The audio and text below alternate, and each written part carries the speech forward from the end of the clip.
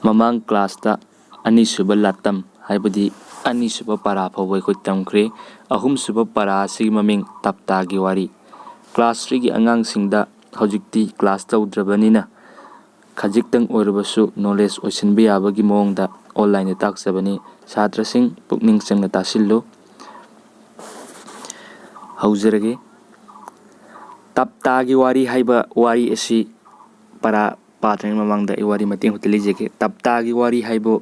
wari asida tapta haiba jiba makhal ama fobu laite masi ekhoina ngahak ki oina wari libadu nungai na ba haiduna semjin bani hapjin bani tapta haiba si larik asigi matung inna huran ba amaga changdam nei masida yamna kapkan ba angang ama yawi angang asi matau karamna themsigi haina hotnarakpa matamda mamana araibi thakta hotnarakpadagi upai lerakdaduna ngaihakki chinda thokiba tapta haibu wahi amada angang aduna kappa tokibagi warini chhatra sing isagi lari do mangga thammaga nakutchatuna taw gyara dum tagani kaijau ama ngasidi sagon amada chagi haiduna inak khunba amagi sagol sangda ahingda changlai kai amana ngasidi sagon amada chagi haiduna inak khunba yum amada changli haibani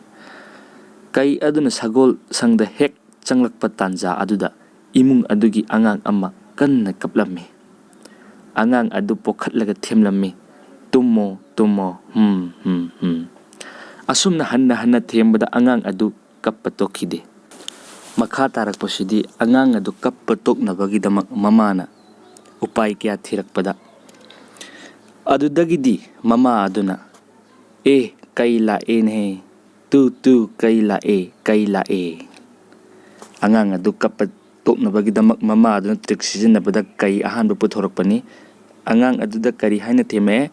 ichanupa kaila ichanupi oragana ichanupi kaila haina mama na ngang thembagi mawongni amuksu hai tummo haina amuksu themamme tanja aduda kai amasu lakpa jatni larik asigadi hena ain hapjin jarabani angang sina gyan tanabagi damang tanja aduda kai amasu lakpa jatni makha tani yangsi kai aduna he aibu uramani haidna sagon marumda laisinduna laikre angang adu kappa tokide mamana yam kanna thema bafau haibadi kaila haina thema bafau angang adu kappa tokide mama adu upai laitre hai angang akappa phai haiba tapta haibadu lae changsi hairaga imungda prap hek changsinki mamana tapta haiba tanja asida ekhoi huran ba musu lakadaru jatli makhoi jum yengsi angang aduna kiraduna kappadu khangtok hek tokki haiba tapta haiba waidu panba matam nang saide kaplamba ngang ado kappa khangtok hek tokki haiba adudagi mama aduna amuk laurammi hai tapta hallo ibungo kaptre haina mama aduna macha themnabu hotnabada upai kya thirakpada tapta haiba wahi khaktana macha adu kappa themki adubu kappa tokhrapani mama na tapta adu amuk tan thok pasaraduna hai tapta chatkhro ibungo kappa toki tanja sidu tapta haibadi lakpadi natte huran ba amakhakting lai adudagi mama macha adu tomin laikre adum tungkhre kai aduna khalle angang asi aibudi kite tapta haiba adudi kiduna kappa tokre magi tapta haibudu kayamuk kanba furup jatno tapta sina kai sina khala ini ngasai mama aduna kai lai haibu matamdadi angang adu kappa tokide maramdi kai aduna makusu khalli aibusu mama aduna ukhre haina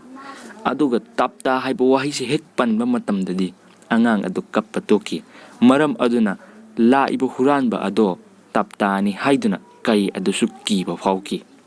makhatani yangsi aingonda gidi hena kanba amma oiramba tare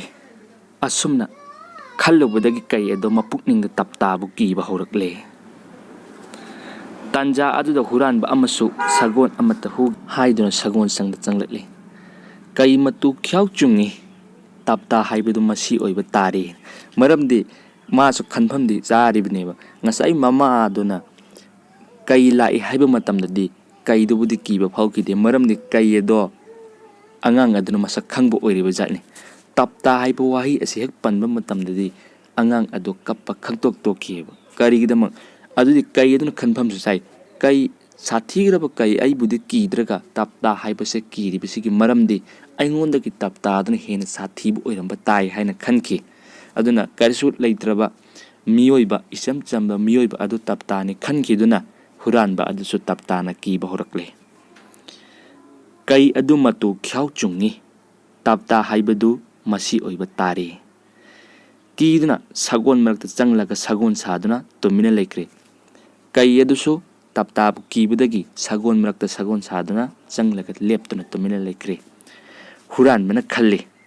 sagon di makhong achawna phai huran ba haibju huran bani hu bana huradi laima hu haibaduni huran ba sinasu pet pet lawu macha di huningdri ma aphabadi huningi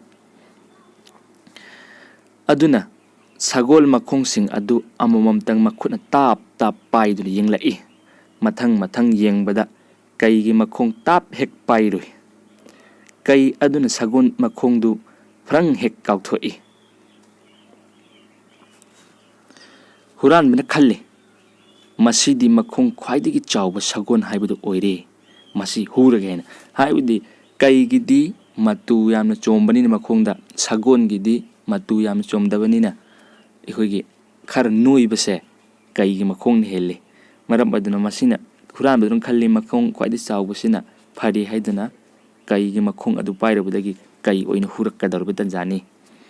huran bana amambada kai adu sagon ya chan kre haibadi sagon gumna phaba gumna kai su pha kre haibani makadamu yengasi kai adudi kiduna tapta na tauri makai iya ya kre haibadi achawna machada tawada karisu haidabgumbani tapta na kaidu tongduna thorakle kaidu sunung sasor thabet honduna sagon khongthangda kudruk chelakle nongan phum tarakle nomit ke mangalda huran ba aduna mana tonglibadu kaini haina khanglakle nongalakpi tanjadadi huran badusu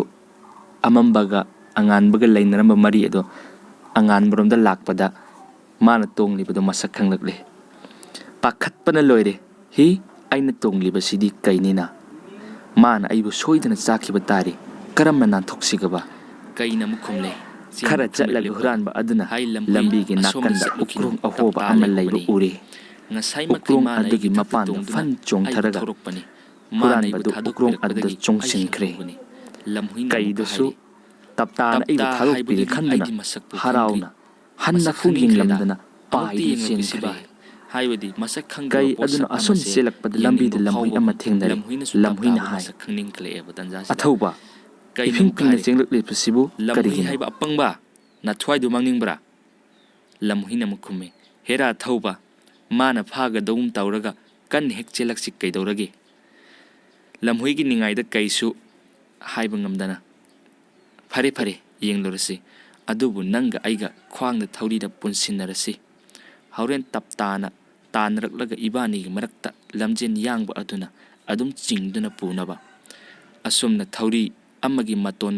khwang da punsinraga tapta yengba lakle khara chatlaga kaina tu adagi ukrong asida lehobani swai de lepsi lamhui animak leplaga ukrong lomna yengduna leire maraksida huran badusu kai edubu karai yaukragi yenge haina ukrong dagi mangak thindoraktuna hek yenglai lamhui dudi udri kaiduna huran badu hanna uri kaiduna ha tapta thorokle lamhui chensi haina lauraga handuna chenkre lamhui adudi kaigumna chenbadi ngamba nattabanina thaurina chenduna pure khara chelaga lamhui duma khwang tattuna sire kaina hai khangrodu lamhui arembadana thoi mangna tokledo hairaga kaina lamhui adubu sathokki huran ba adusu ukrongdagi nanthok mayum yongna chenki matang aswaida taptagi wari loisile class 3 gi angangsa nakhoina hayeng class karkum matamda wari si taraga hayeng question oina semagi answer su pirage aduga test su tawgani kan honaro ojiti lockdown laibanina ꯂꯥꯏꯔꯤꯛ ꯄꯥꯕꯒꯤ ꯃꯇꯝꯁꯨ ꯑꯌꯥꯝꯕ ꯃꯇꯝꯗ ꯐꯪꯉꯝꯒꯗꯕꯁꯨ ꯃꯥꯟꯗꯦ ꯑꯗꯨꯅ ꯑꯩꯈꯣꯏꯒꯤ ꯉꯝꯖꯕꯤ ꯊꯥꯛꯇꯁꯨ ꯑꯣꯟꯂꯥꯏꯟꯗ ꯑꯗꯨꯝ ꯇꯥꯛꯆꯔꯛꯀꯦ ꯃꯊꯪꯒꯤ ꯀ꯭ꯂꯥꯁ ꯅꯥꯏꯃꯤꯟꯅꯁꯤ